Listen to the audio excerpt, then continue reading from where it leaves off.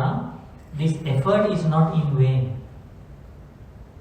Even though we don't attain the stages of enlightenment in this very life, the powerful good karma that is created as a result of this honest effort will follow us to our future lives. It's not going to disappear. Everything else will disappear. Our money, our vehicles, our clothing, our fame. Right? We have to leave everything behind.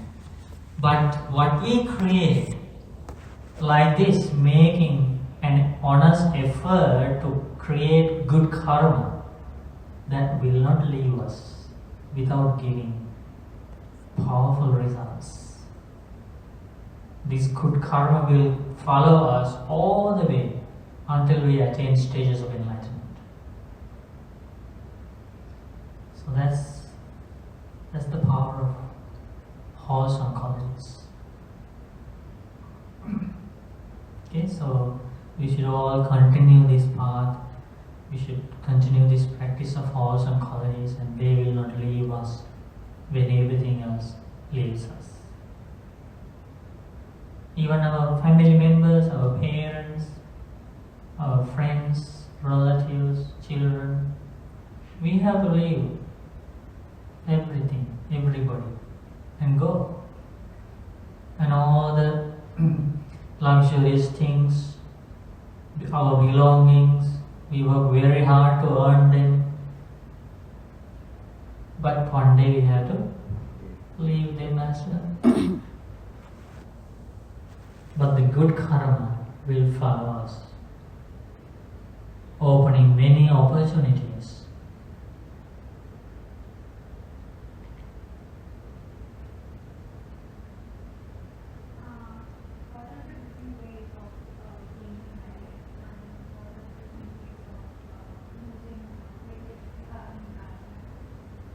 Difference between gaining merit and louder, please. Oh, different ways to get good merit. Is that your question? Yeah. So we can start from here. Keeping precepts is a powerful way to gain good merit. Today you are practicing 8 precepts, aren't you? Yes. Yeah, so that's a powerful way to earn good merits. Keeping 5 precepts or 8 precepts means you control lots of your emotions, and because of this restraint of faculties, you control lots of defilements and lots of bad actions that would otherwise create bad karma in your life. So, for example, when you follow 5 precepts, you abstain from, you make a determination, a strong determination inside not to kill any living being. That's the first precept. And in the same way, you make a strong determination when you keep 5 precepts not to steal anything that was not given to you. You make a strong determination not to engage in sexual misconduct. In other words, to be loyal to your own husband and your wife. Powerful ways of making good merit. And you make a strong determination not to lie, not to cheat others. Powerful good merit. You make a strong determination not to use intoxicants, intoxicating drinks and drugs. So basically 5 precepts, 8 precepts. Today you are practicing higher precepts, right? So more merit. And then taking care of parents. If you read Mangala Sutta, the discourse on blessings in the chanting book, Paritta chanting book, or you can just Google Mangala Sutta, or discourse on blessings. You can read about more than 30 good ways of making merit.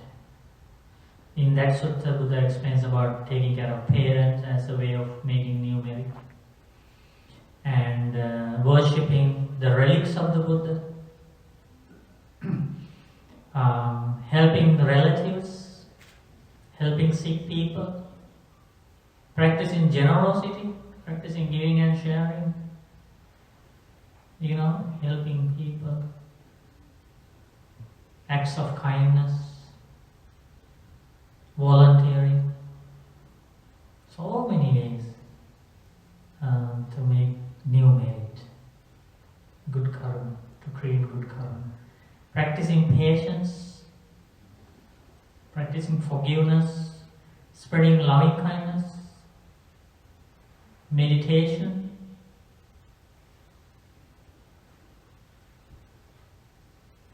so you can make a list and add one by one to your life. Practicing mindfulness, practicing vipassana, powerful good karma. Also new merit. Okay? Please ask. Why do you distinguish between the 5 and the 8 precepts in that way? Yeah, so 5 precepts you practice on a daily basis. And but even as lay people, Buddha has given you the opportunity to, monks and nuns, they are following an advanced path for the goal. Monks and nuns, and also you have the same goal, not 2 different goals. Their goal is also to attain Nibbana, enlightenment. Your goal is also to attain enlightenment. No difference of the goal, same goal. But their path is advanced. On a daily basis, you follow 5 precepts. On a daily basis, they follow more than 200 precepts. So Buddha wanted to give lay people who live at home, raising families, earning money, doing jobs, even for them, Buddha wanted to give an opportunity to follow advanced precepts at least 4 or 5 times a month. How? By following 8 precepts. That means you are imitating the lives of those monks who attained liberation and became arahants. So Buddha wanted to give an opportunity for lay people as well to imitate their lives, at least for 24 hours.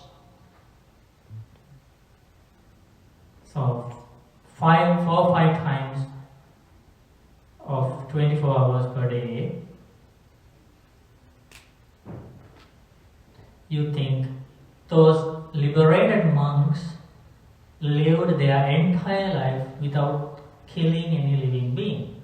So these 24 hours, let me follow them by practicing the same precept. And they abstain from stealing for their entire life. So let me follow that for today. They abstain from incelibacy. They practice a lifetime celibacy precept, brahmachari. So let me follow them today, this day and night. They abstain from eating after 12 noon. They practiced fasting for their entire life. They only ate in the morning time. So let me imitate them just for this 24 hours time period. So that is to give an opportunity to practice advanced precepts, because then you also can achieve the goal faster. Those who follow 8 precepts can reach the goal faster than the practitioners who follow 5 precepts. So that is the distinguishment. Okay? Yes.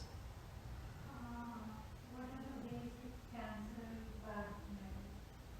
Basic. How do you cancel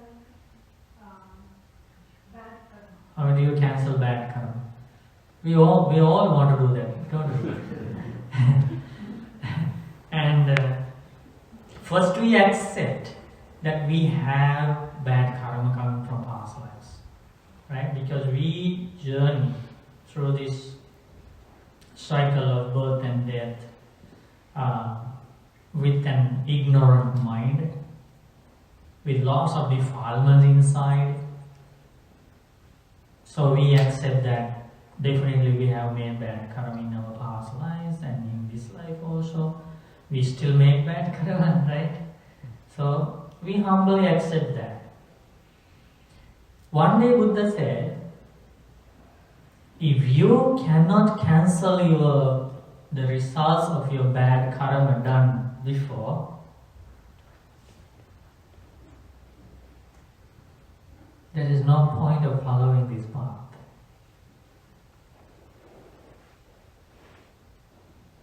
But you can eradicate the previous karma by following this path. That is why this path makes sense. Buddha said that.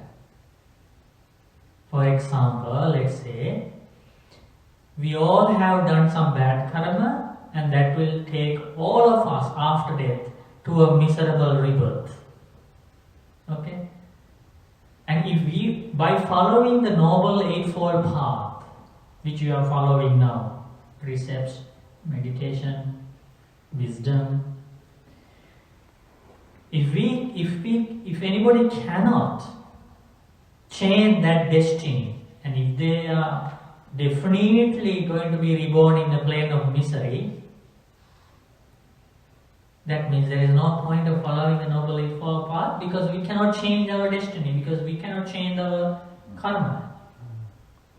Why we make an effort sitting on the floor for hours and hours, and maybe your friends having a good party today, they enjoy themselves, lots of entertainment, dancing, singing, drinking, right?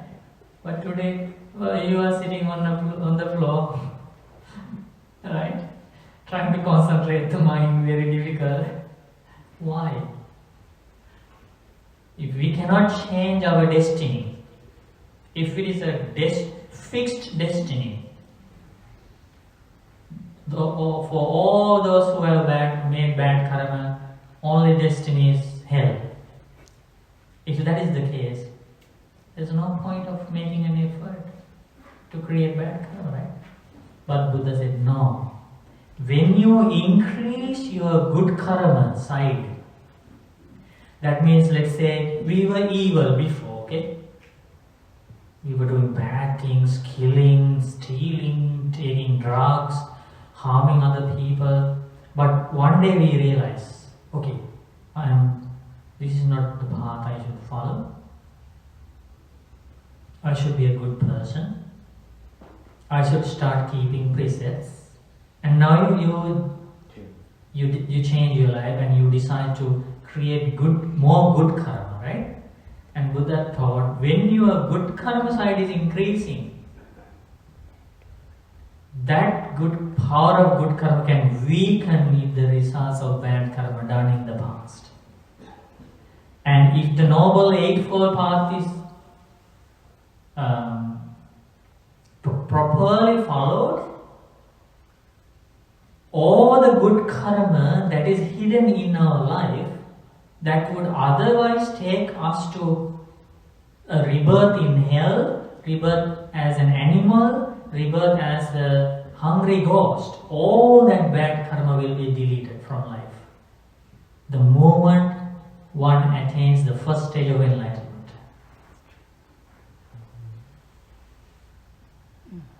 Isn't that the solution?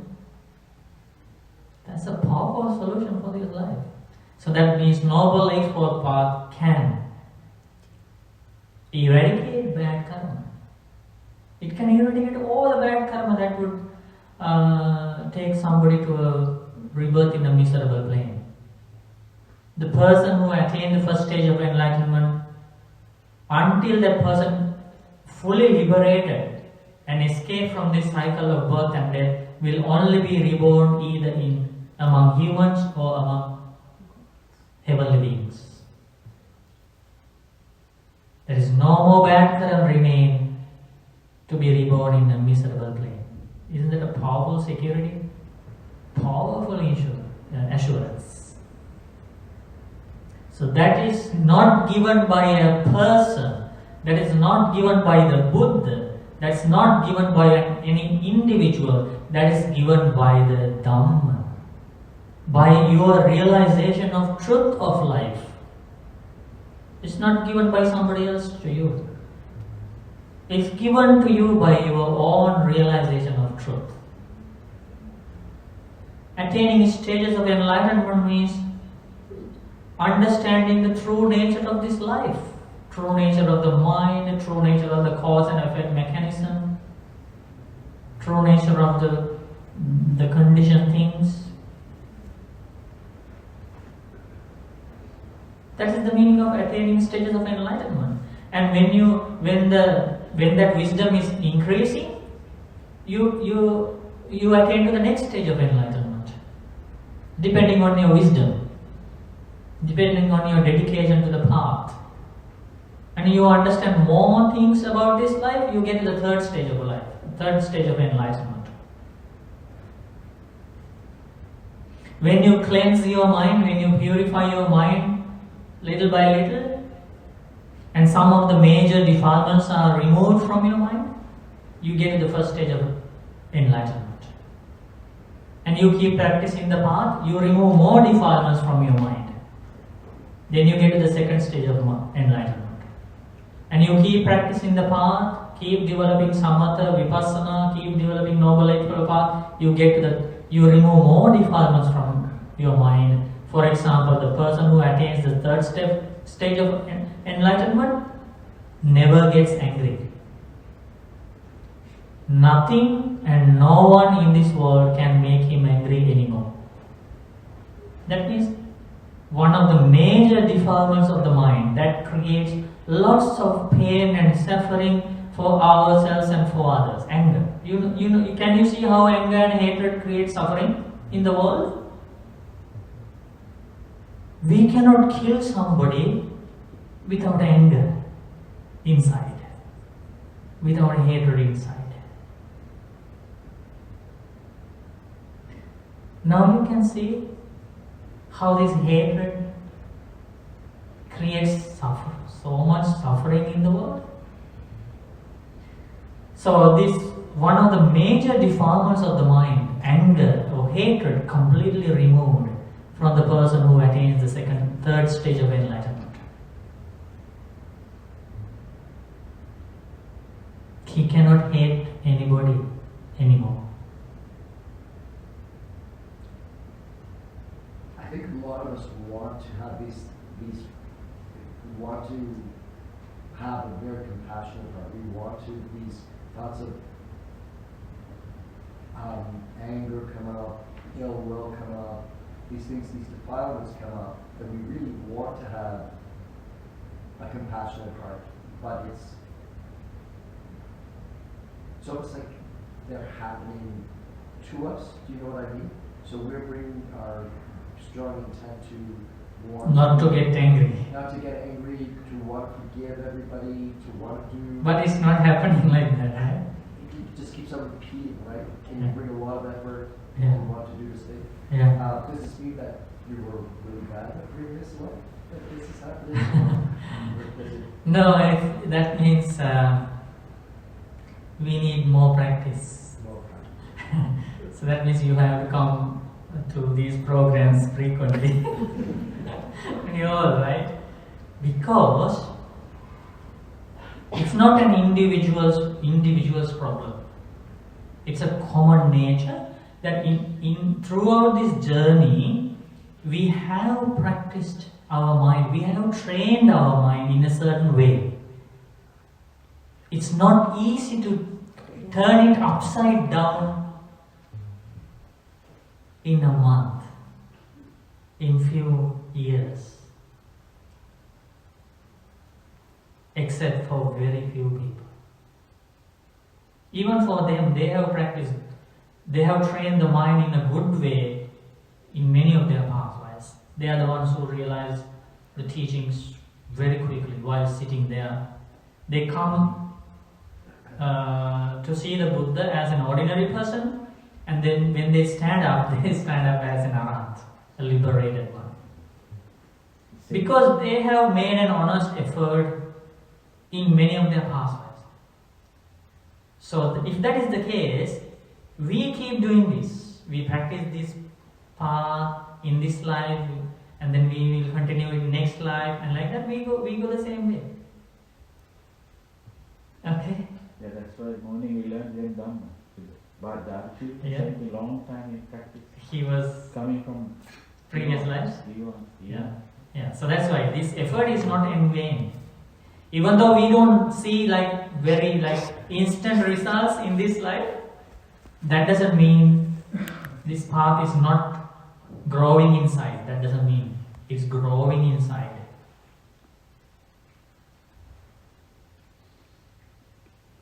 Please ask.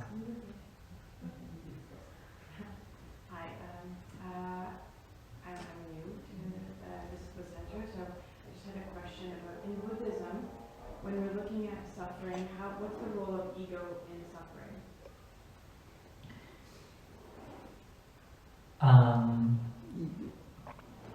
Ego is a very supporting factor for suffering. There are three types of ego realized by the enlightened. One is called Atimana. Atimana means you think you are superior to others. But in the ordinary world, the ego is only referred to that, right?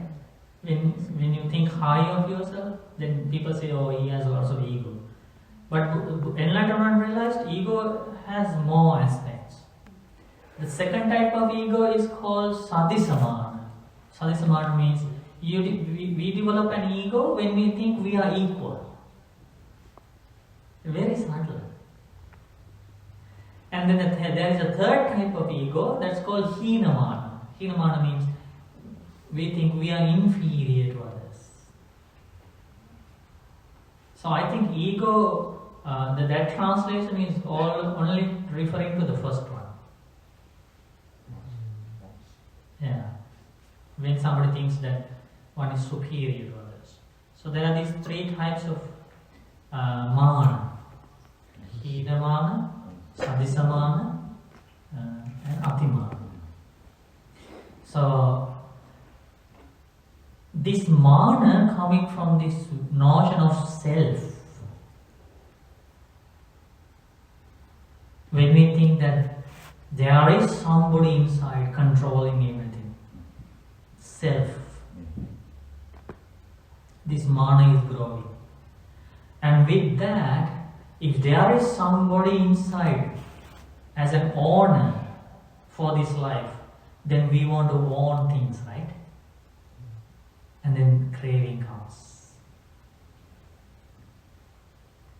We want to own these eyes, we are the owner of the eyes, we are the owner of the ears, we are the owners of the nose, we are the owners of the tongue, owners of the body. We say, this is my body, right? This notion of ownership is well established inside. And this it's a synonym for the mana, the nature, the notion of self. Ego is a result of it, and then it leads to craving and desires, clinging, attachment.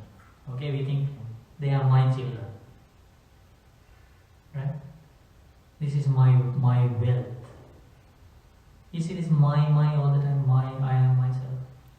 That's an example That's the result of this mana. And the first level of this mana is removed when that person attains the first stage of enlightenment, and that removal part is called Sakkaya Ditthi, identity view.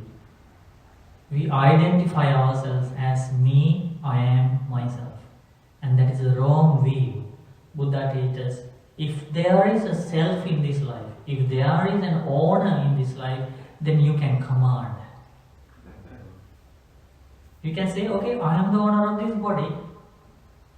Let my body be like this. Let my body not be like this. When you get sick, you can say, I am the owner of this body. You should not get sick. Right? Buddha teaches, no, that is a wrong way, misunderstanding that there is a self inside. This body is a body, mind, feelings, perceptions, volition, everything is there not because there is an owner. They are there because there are supportive conditions for them. It's like a flame of a lamp. When somebody keeps adding wick and the wick, right? Wick and the oil to the lamp, you see the flame continuously. And somebody misunderstands this flame is permanent. No, flame is not permanent. As soon as you stop adding wick and oil, the flame will disappear. And you question, where did the flame go? Did it go to the east? Did it go to the west? Did it go to the south? Did it go to the north? Is the question relevant? No. You have to say, as long as the supportive conditions were there, the flame was there. As soon as the supportive conditions were cut off, the flame disappeared. You have to say like that. Life is like that. When we forget about the causes and conditions that supports for the continuous existence of this life, we forget about causes and conditions, and we look at only about the existence of life, we see something, there is something permanent here. There is somebody inside here, and we call that person me. I am myself. But Buddha explains, if you investigate deeply, you will realize the life is like that lamp. It continues because these supportive factors are added constantly. What are the supportive factors? Ego, ignorance, craving, attachment, clinging, anger, hatred, ill will. This is like fuel. Keeps adding, and this continues. And by following the Noble Eightfold Path, you stop adding these conditions, these causes. You remove anger from the mind. You remove greed from the mind. You remove hatred from the mind. It's like stopping adding wicks and oil. And the flame comes to a stop. In the same way, suffering ends one day. We don't say, my life ended. We don't say, I ended. The right way to say is, suffering continued as long as the supportive conditions were there. Suffering ceased, dukkha nirodho. Suffering ceased as soon as supporting conditions were ceased. If you ask about an enlightened person or about your enlightenment, if you ask, when I achieve enlightenment, where would I go? What will happen to me? No, it's because we are still stuck in this notion of me, I am myself. But the life is devoid of me and I am myself. So the question is not relevant. When you attain enlightenment, If you ask, where would I go? It's like you ask when the flame stopped, you ask, where did the flame go? Question is not relevant. The right way to say is, when the person attains enlightenment, the suffering ended. Flame ended. Right? So this is completely a misunderstanding that there is a permanent self inside. What we are doing here is that investigating all the inside parts of this life, not only the body, inside parts of body, feelings, perceptions, volition, consciousness. With the help of the teachings of the Buddha, we are analyzing them one by one. Maybe we have to do that for years and years until we realize there is no self inside. There's only cause and effect mechanism. And that will help us not to get angry, not to have ego.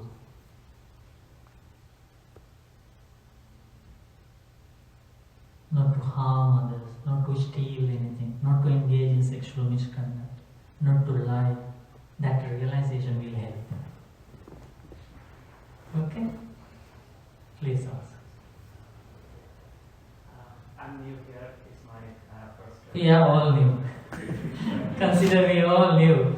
Because if we are not new, we don't need to keep practicing this. We all keep practicing because we are new to this path. We have a lot to learn. So don't worry. You all can ask questions and Yeah. okay. I have two questions. Today we have know that I come to know that there are 4 stages of enlightenment. Right. And so my first question is to get Nibbana. Nibbana, that 4 stages of enlightenment is mandatory. That for all 4 stages of enlightenment. That's my first question. And the second one is that possible to somebody to achieve Nibbana if they are not following the path of Buddhism? So I would answer the second question first. At the time of the final passing away of the Buddha in India at Kushinagar, between those 2 sala trees, Buddha was lying, and this ascetic from a different doctrine, he was not a follower of this path. His name was Subhadra, and he heard that tonight the enlightenment is going to pass away. And he thought, I have heard about this extraordinary wisdom of the enlightened one, that many people say that he realized the truth of this life without the help of a teacher, and he escaped from this suffering. Or he lived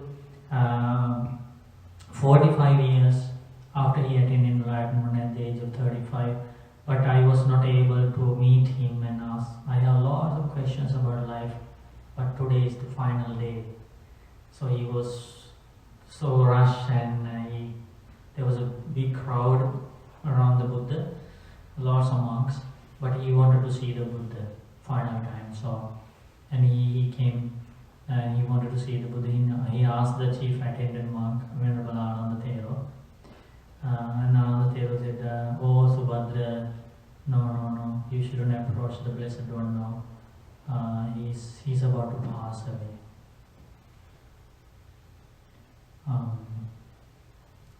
Then the Blessed One heard this conversation, and the Buddha called Anandathero, his attendant monk, and said to him, "Ananda, let him come, let him see me. He has come to see me with a purpose." So then he got the opportunity. He went there and he asked the same question you asked 2,600 years ago. So that means we all have same questions. The people who lived that time, people who live present time. He asked, there are different religions in this world. At that time, the religions, he mentioned the founders' names. Nigantanath Buddha, nowadays we call the Jain, right? The founder of Jainism. Nigantanath Buddha is one religious teacher, and Sanjay Velati Buddha another one. Ajita Kes Kambali, Pakuda Kachayana, like that he mentioned those names of the different religious masters at that time. And do they have a same goal? Can they all attain enlightenment? Or only some of them can attain enlightenment? Then the Blessed One said, Subhadra, just put that question away. I will teach you the Dhamma and listen. If the Noble Eightfold Path means that the path to end suffering. If the Noble Eightfold Path exists in any doctrine, you can find the person who attains the first stage of enlightenment in that doctrine. You can find the person who attains the second stage of enlightenment in that doctrine. You can find the third person who attains the third stage of enlightenment in that doctrine.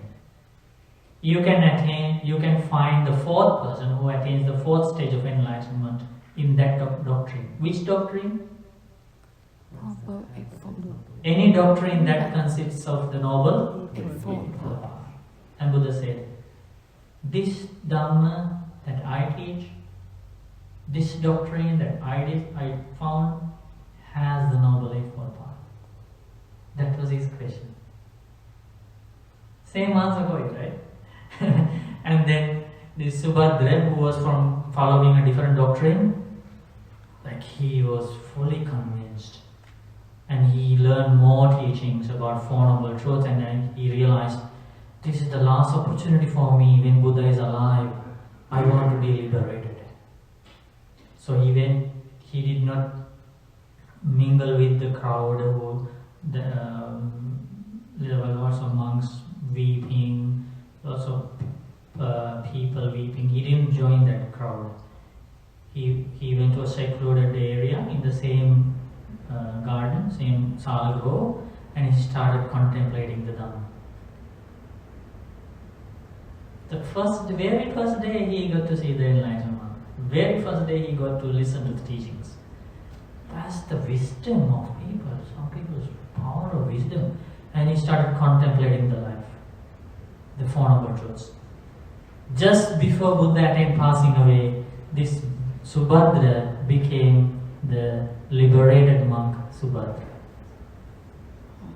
He is the final liberated monk, the monk who attained liberation when the Buddha was alive.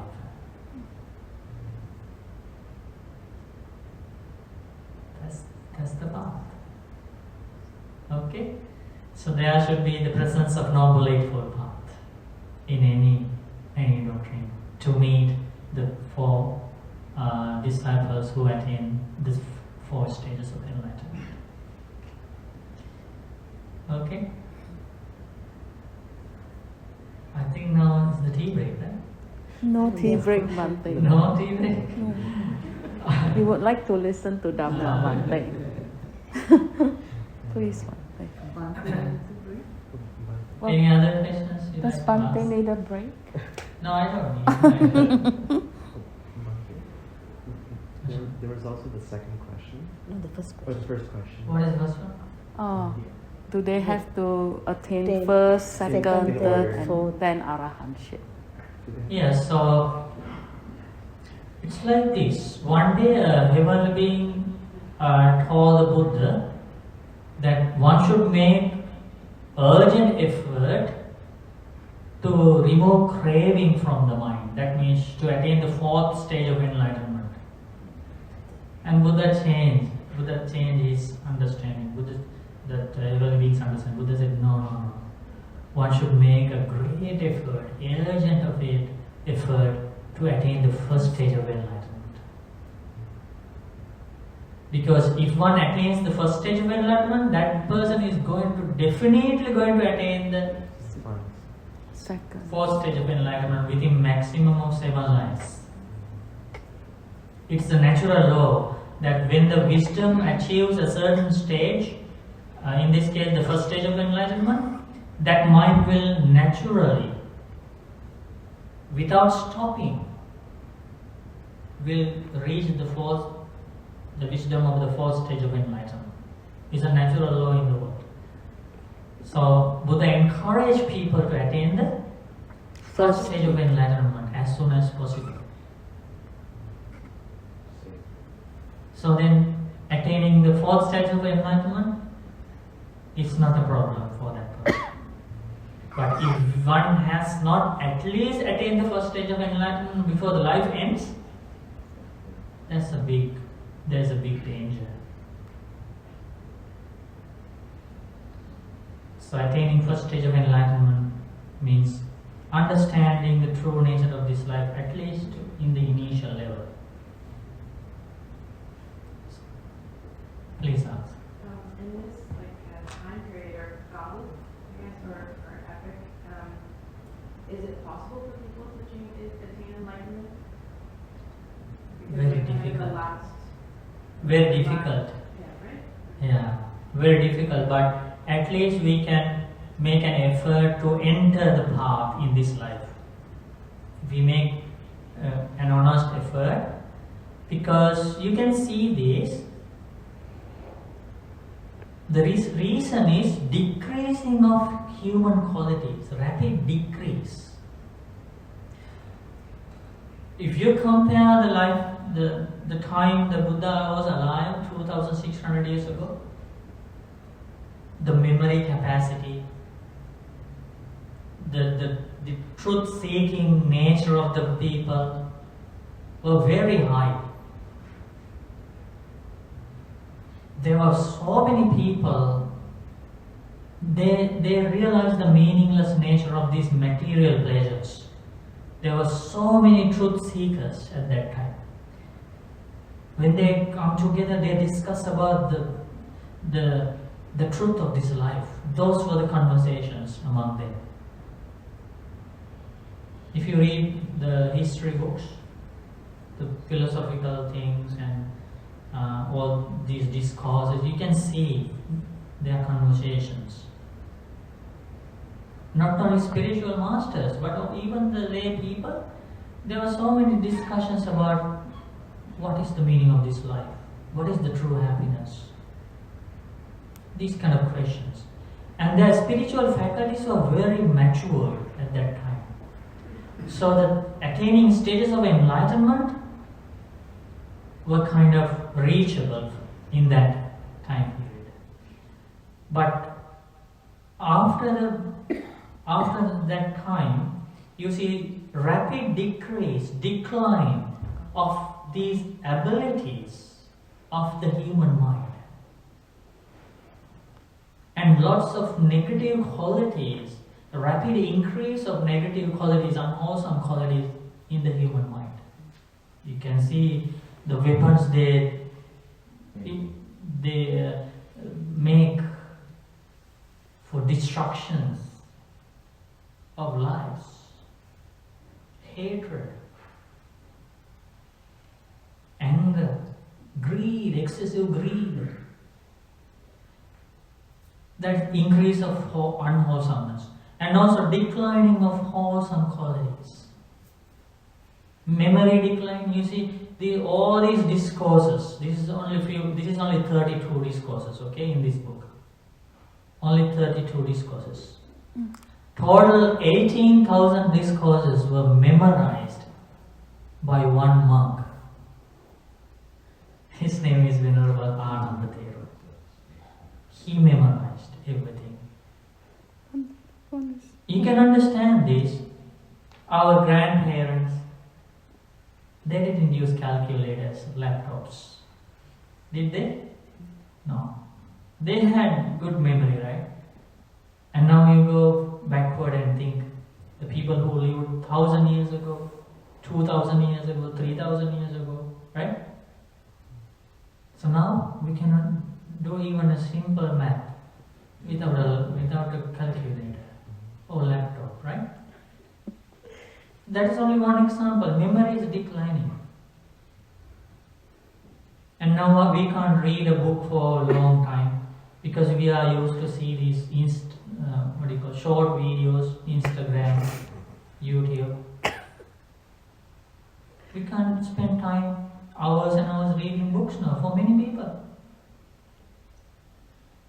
It's like that.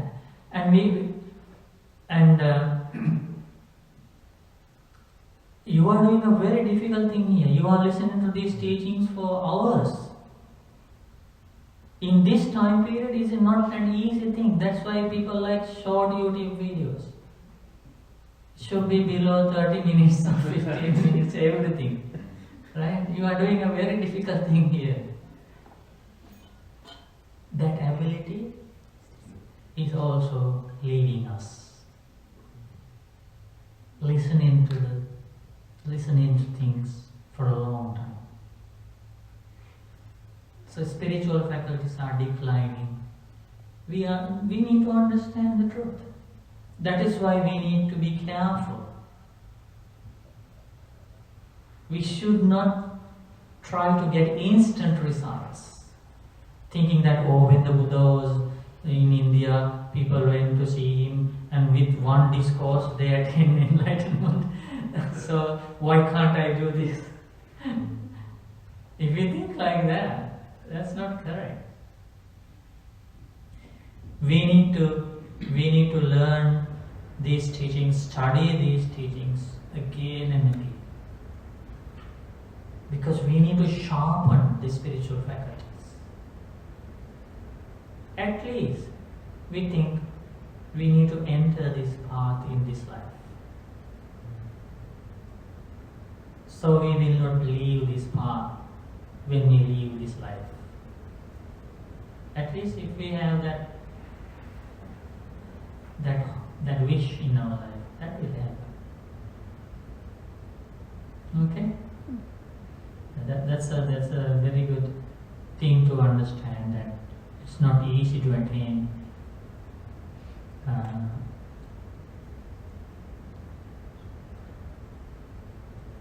the realization of the truth in this life. But that doesn't mean it is impossible. We make an effort at least to get some realization. At least we develop the confidence in the teachings, saying that yes, there is a problem in this life. One day I should find the solution, and that solution is very well explained in these teachings. I should find the solution one day in the same way. If we can come to that understanding in this life, it will save us.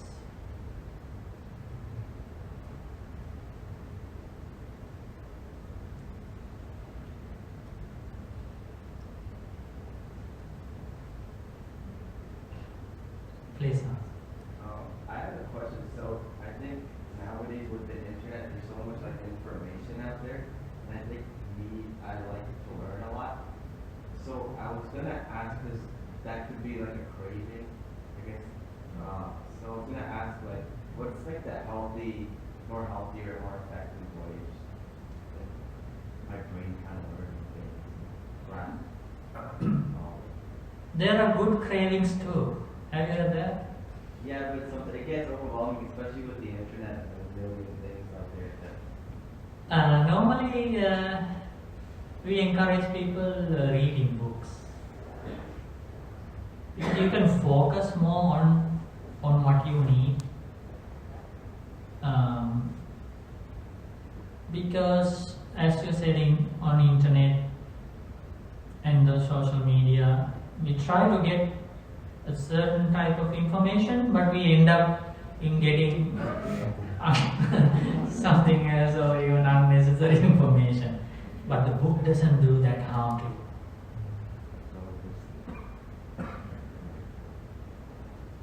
You know, all those philosophers, great thinkers, they were from books, right? They didn't use internet or anything like that. Great thinkers. So when you read a book, less chances are there for distraction. You agree? Because you can focus on what you read. You keep reading the same subject, same thing. Distractions are a problem.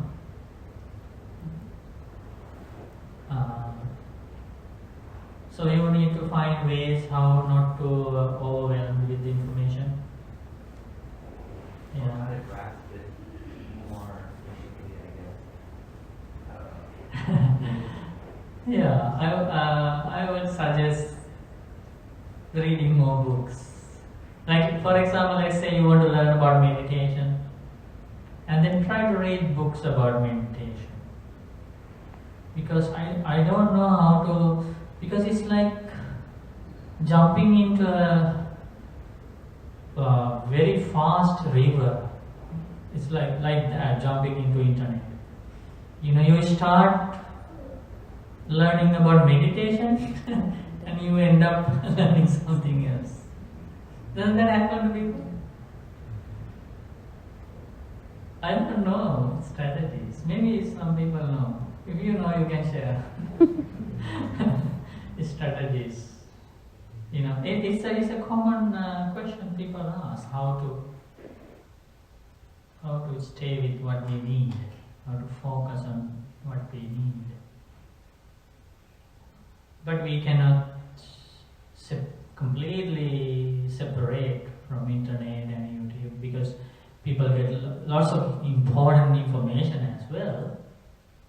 But as you mentioned, there are some areas we need to use wisdom, right? Wisdom. Yes. So I have a comment based on what he said. Yes. So I think it's not about being efficient.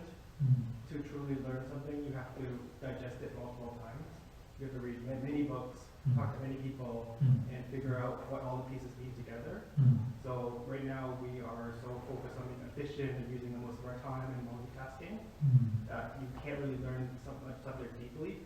So instead of learning, I guess, 10,000 kicks very well, you learn one kick and you practice it 10,000 times.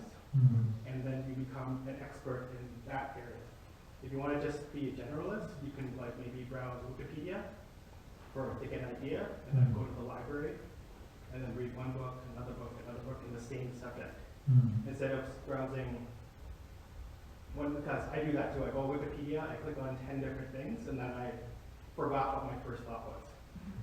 Yeah, so I think people have discovered different strategies, and you can discuss with friends and people and see how they use it in an efficient way.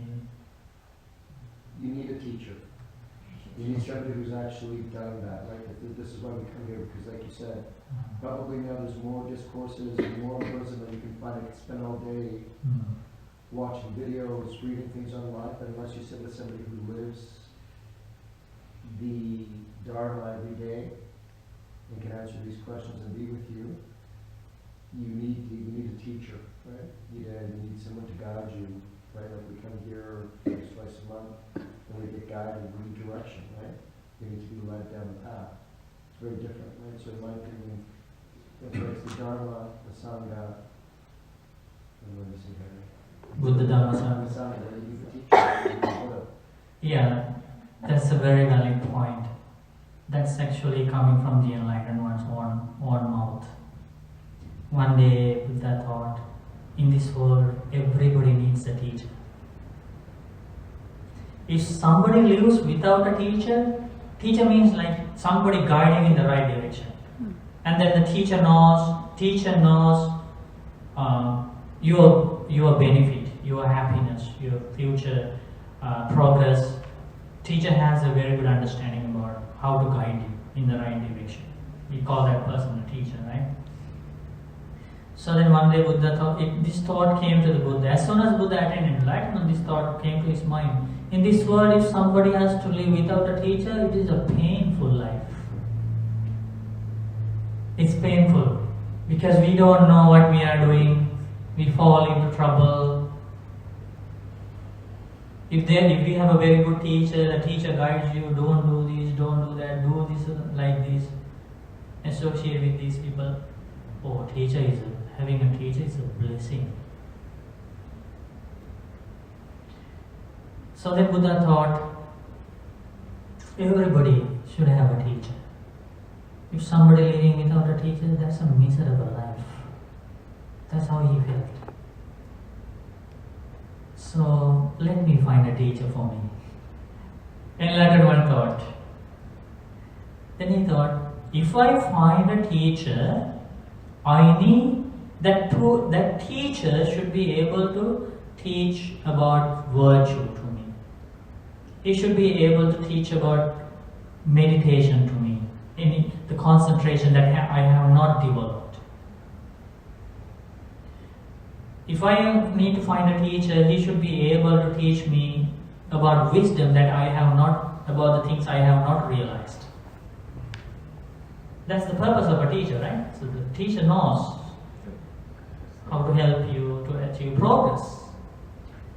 So in the life of the Buddha, the progress for areas is virtue, sila, concentration, samadhi, panya, wisdom, vimukti, liberation, and vimukti jnana darsana, knowledge and vision of liberation. These are the areas for the progress.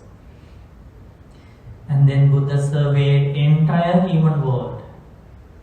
Is there anybody who can help me, who can teach me about more precepts that I have not been following? Is there any human being in this world who can teach me about meditation, about jhanas, about vimoksha, about liberations that I have not attained? If there is any human being in this world who can teach me about more wisdom into things that I have not realized, because that is the purpose of a teacher.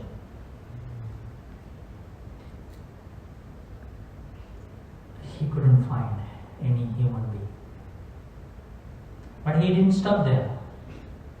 He wanted to find if there is any heavenly being, any powerful divine being, any creature like that, who has more wisdom than I have, who has more precepts, more restraint of life, more mindfulness, more concentration, more jhanas, maybe in the Brahma world, higher heavenly world.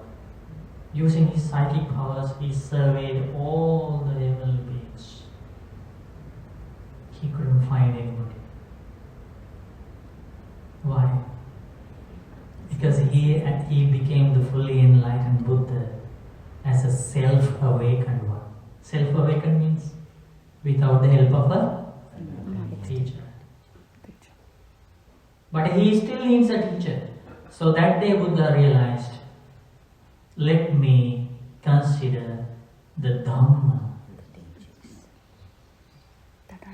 as my teacher. So Buddha had utmost respect to the Dhamma, he realized.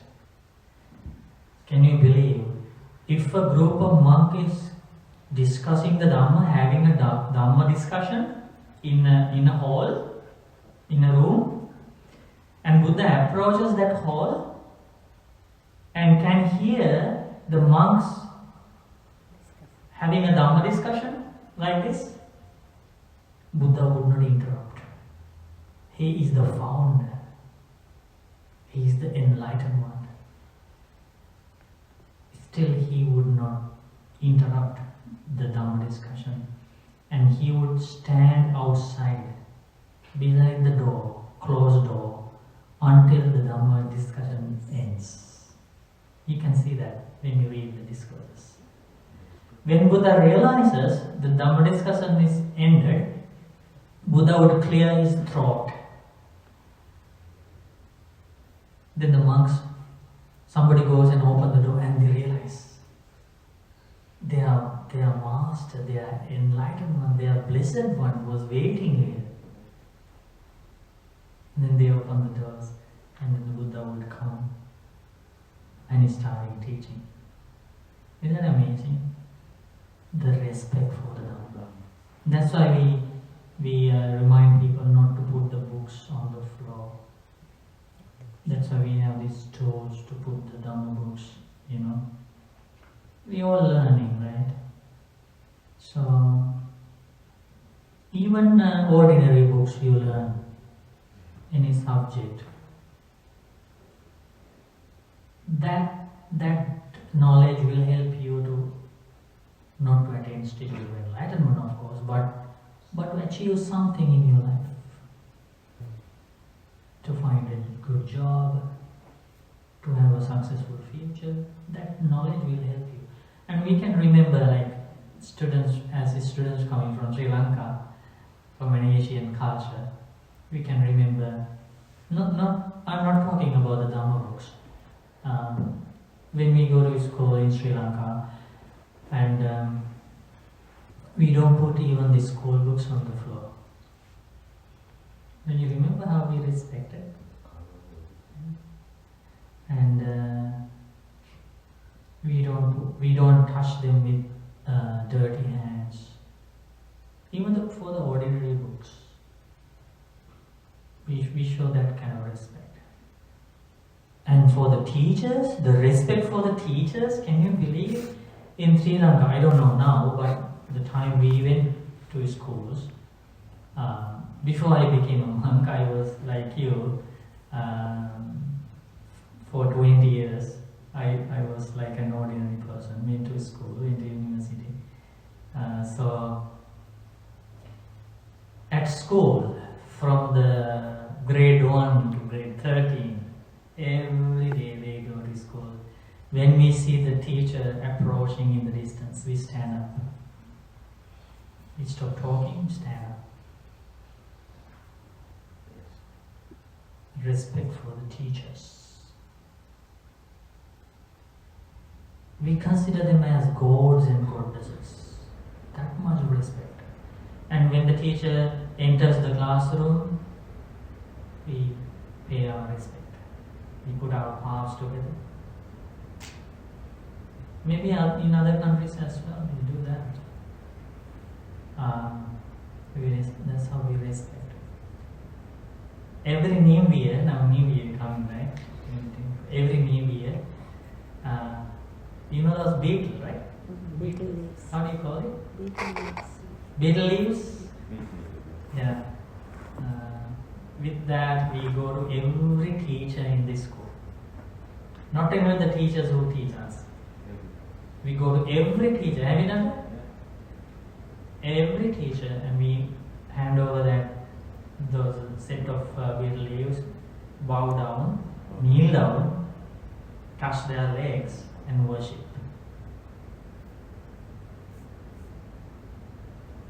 So we can understand the respect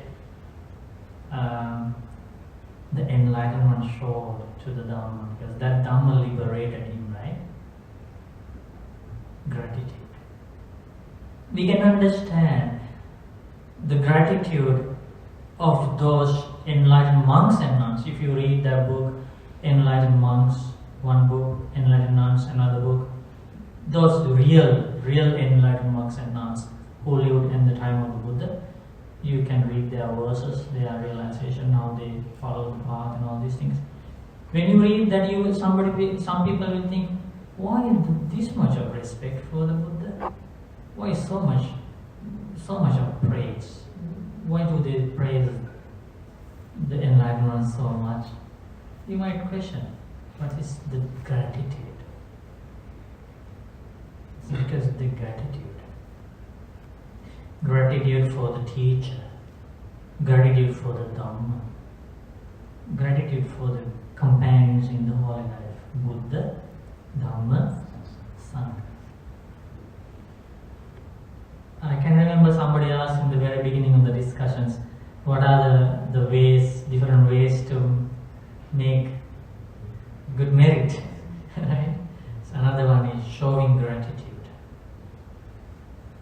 Showing gratitude, being thankful.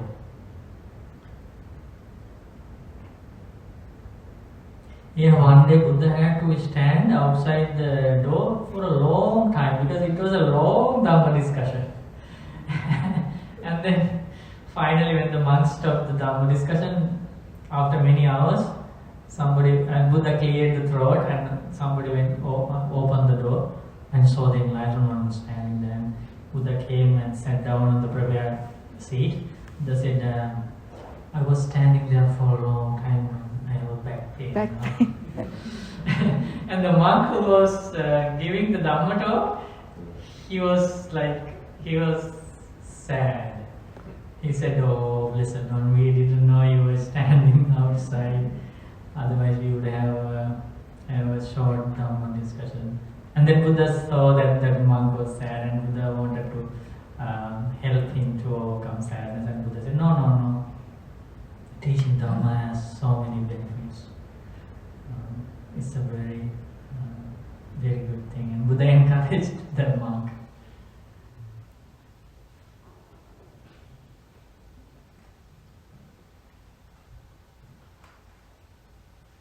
Yeah, so we were talking about a teacher, right? Yeah, very important. The fact that even the enlightened one wanted a teacher. But finally he realized there is no one in the world who can help an enlightened one to achieve anything, because Buddha has achieved everything that should be achieved in this world to end suffering. So then Buddha realized Dhamma is his teacher. And then the day Buddha was passing away, Buddha said, after my passing away, don't think now we don't have a teacher. We are lost. There is nobody to guide us now. Don't think like that. From the moment I pass away, the Dhamma I have realized to become your teacher. One day somebody, a monk, young monk, he became a monk with one purpose, one intention. He wanted to spend his life only by looking at the Buddha.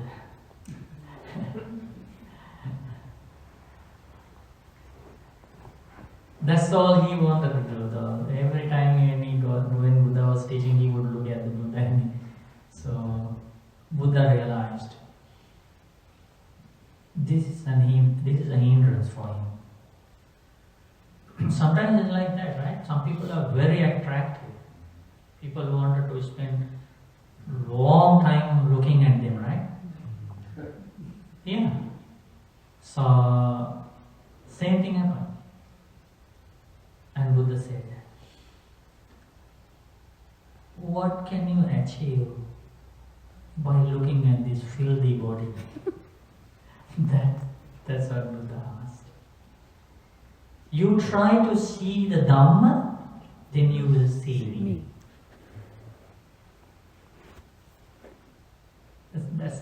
It's connected, right?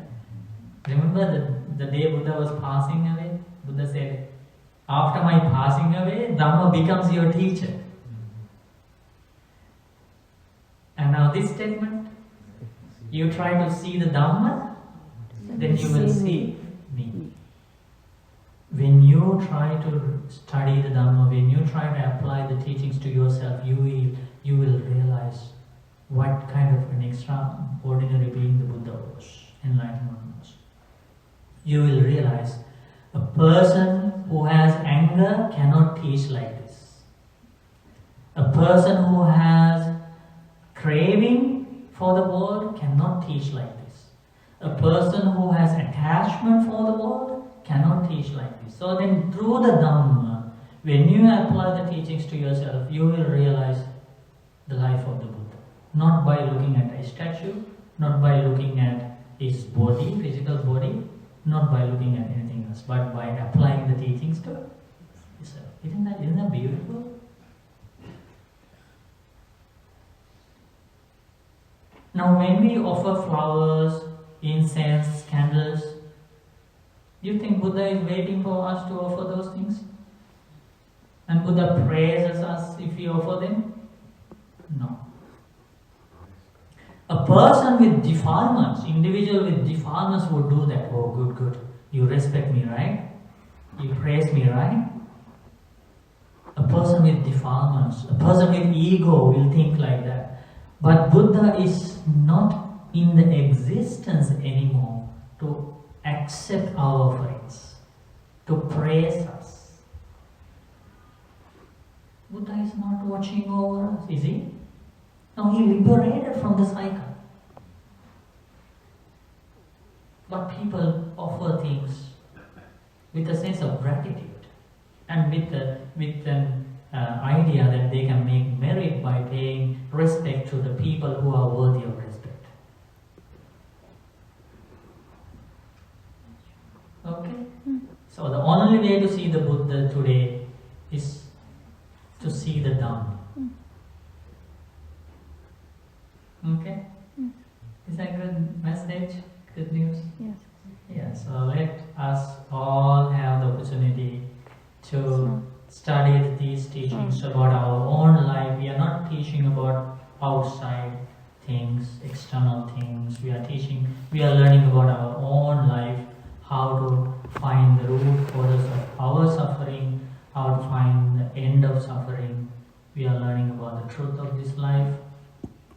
And this learning, this practice never harms us, never harms anybody in the world.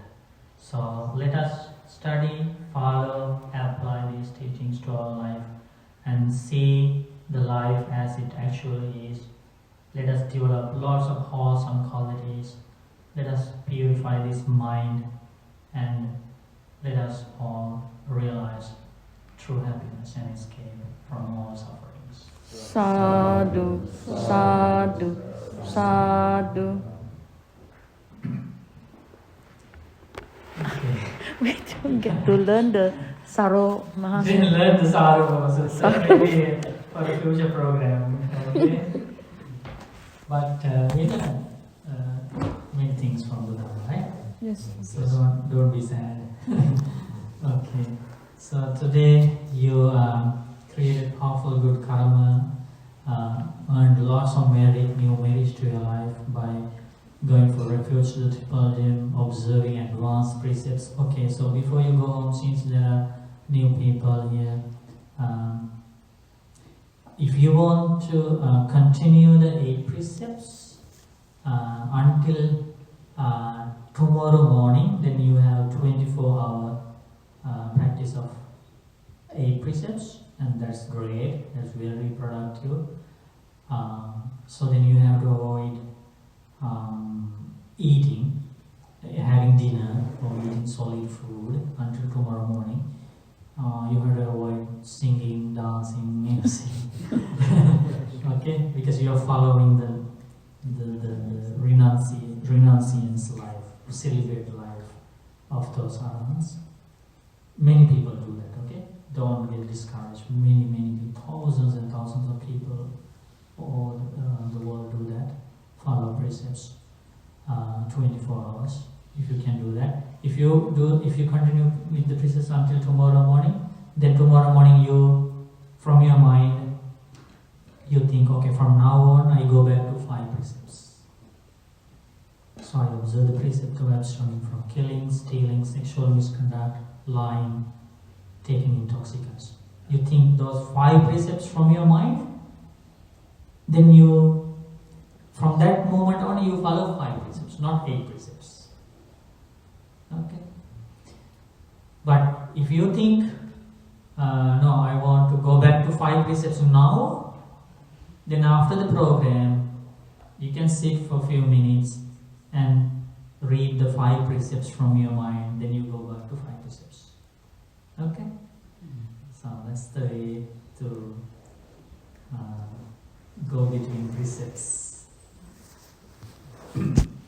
So by observing 8 precepts, by practicing meditation, by learning the Dhamma, discussing the Dhamma, offering dana, helping each other in many ways, we collect a lot of merit, and we share all the merit, first of all with our teacher, Lokaswami Mahanse. Sadhu, sadhu, sadhu. We share all the merit with monks and nuns in the world. Sadhu, sadhu, sadhu. We share merit with all the heavenly beings. Sadhu, sadhu, May all sadhu. the heavenly beings help us to follow the Dhamma path peacefully. Sadhu, sadhu. We shall merit with our kind parents, family members, our teachers, with all beings in this world. May all beings enjoy good health, long life, happiness and peace. Sadhu, sadhu, sadhu. Okay, if you like to pay homage to the Bhante, you can repeat after me. Okas Vandami Bhante. Okasa Vandami Bhante. Maya Katam Punya. Maya Katam Punya. Samina Muditamba. Samina Manuditamba. Samina Katam Punya. Samina Katam Punya. Mayanda Tamba. Mayanda Tamba. Sadhu Sadhu Anumodami. Sadhu Sadhu Anumodami. Okasa Dwaratena. Okasa Dwaratena. Katang Sabbam Acchayam. Katang Sabbam Acchayam. Kamatami Bhante. Kamatami Bhante. Okasa Kamami Bhante. Okasa Kamami Bhante. Dutiyampi. Dutiyampi. Okasa Kamami Bhante. Okasa Kamami Bhante. Tatiyampi. Tatiyampi. Okasa Kamami Bhante. Okasa Kamami Bhante.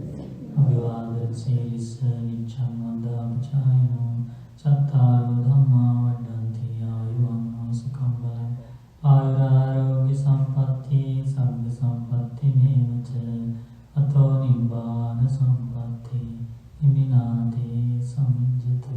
Sadhu, sadhu, sadhu. May you be well and happy. Namo Buddhaya. Namo Buddhaya.